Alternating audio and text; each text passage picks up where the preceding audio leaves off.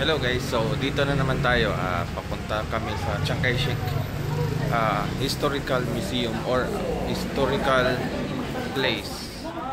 So hello guys, welcome back and shout out ulit kay Lou Anthony or kay Piolo na pinsan ko at sa asawa niyang si Melaine, Cesar family. Salamat sa panonood sa mga video namin at walang sawang pagsuporta. And shout out also kay Marvin Ray sa suporta at sa palaging panonood sa aming video, and maraming salamat sa palaging panonood and keep us updated. And shout out ulit sa ate ko na si Ate Marjo, si Pebbles na pamangkin ko, and si Mama Fe na nasa North Carolina, USA. Maraming salamat sa mga suporta nyo. And maraming salamat din sa panonood, and shout out kay Richie Abaw and Wilborn Abaw, mga bayaw ko na sa San Francisco and living overseas sa Kuwait. So maraming salamat din sa panonood, sa suporta nyo, and palagi nyong abangan yung mga videos. So today guys ay pupunta tayo sa historical ancient museum na tinatawag nilang Chiang Kai-shek Historical Museum. So today is sunny day and ang weather natin, temperature is around 23, so maganda ang temperature guys na lumabas. And as we know, ang dami po talagang turista dito sa Taipei, Taiwan. Isa na itong hub for shopping. So pag gusto nyong mag-shopping ay pwede nyo talagang puntahan anytime yung Taiwan dahil sa visa free country, and kung Pinoy ka naman ay may visa waiver din, but sa July daw ay babalik na yung maghihingi na sila ng visa. So ang nagustuhan ko dito sa Taiwan guys ay yung transportation nila, kasi masyadong efficient and convenient. Meron silang taxi, may Uber, may bus. And kung gusto mo naman mag-explore is pwede ka namang sumakay sa MRT or yung train nila. At isa sa nagustuhan ko sa Taipei, Taiwan guys, or sa particularly sa country ng Taiwan, is very approachable sila, mabait, matulungin, and yung communication nila is maganda din guys, kasi marunong din silang mag-English. Pag hindi naman naintindihan ay pwede naman i-convert or i-translate yung mga sinasabi. So hello guys, namin sa Qingdaokang. So hello guys, dito na kami sa may Chiang Kai-shek Memorial. Later mag-video tayo doon. So kahit maglakad-lakad ka lang sa city ng Taipei ay marami ka naman makikita and mag-i-enjoy ka. Mamahaw na.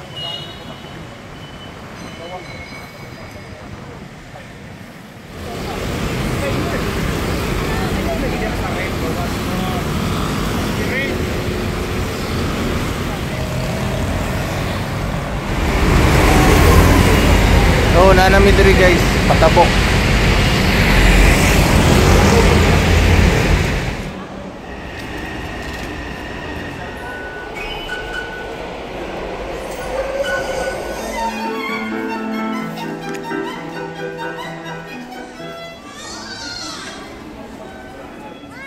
So after a few walks away from the train station, finally we're here na sa front ng Chiang Kai-shek.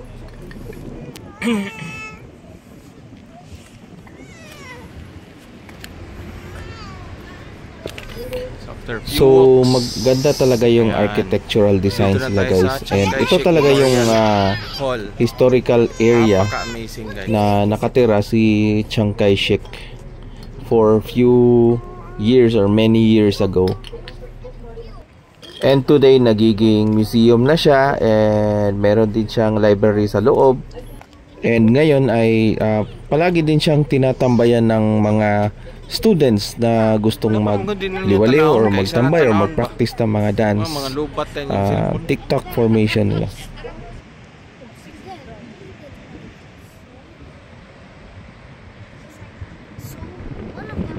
So, ayan na nga guys. Dito na kami sa Chiang Kai-shek Memorial Hall and currently medyo medyo windy pero maganda ang temperature, siguro nasa mga 20 or 22 degrees.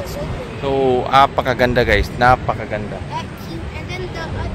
Mga buildings nila super amazing, you know. Hindi lang natin alam kung saan tumira or nagstay si Chiang Kai-shek.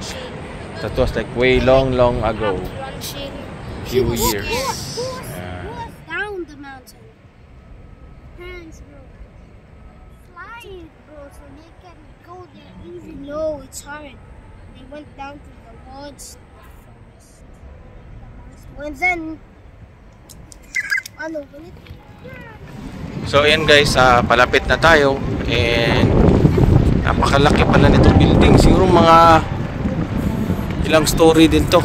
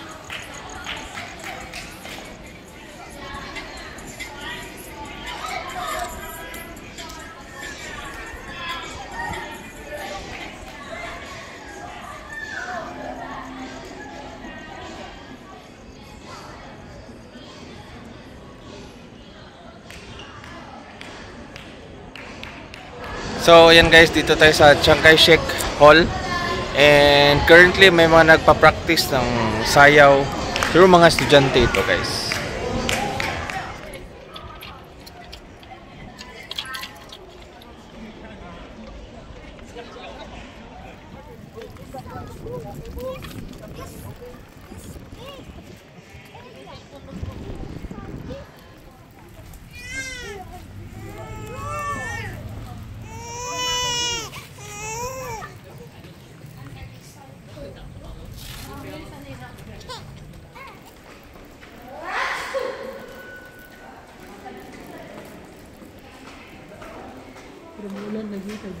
Asa dito mo to? So we're going to Songshan for the Songshan night market guys.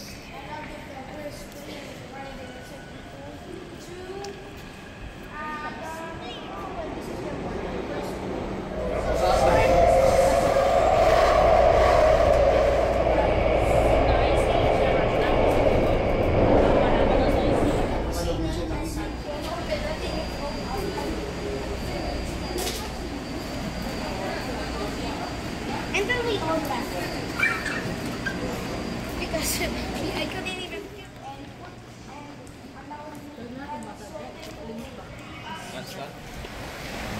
You want to see his channel? So now since we already went to Chiang Kai-shek Hall and experienced what we have experienced there, we are going home now and riding an MRT. So on our next video, check on our YouTube channel, The Ramoses, and marami pa tayong mga videos dun guys regarding Taiwan escapade and Taiwan travel. So salamat sa suporta and keep watching our videos guys. Until next time. Yan.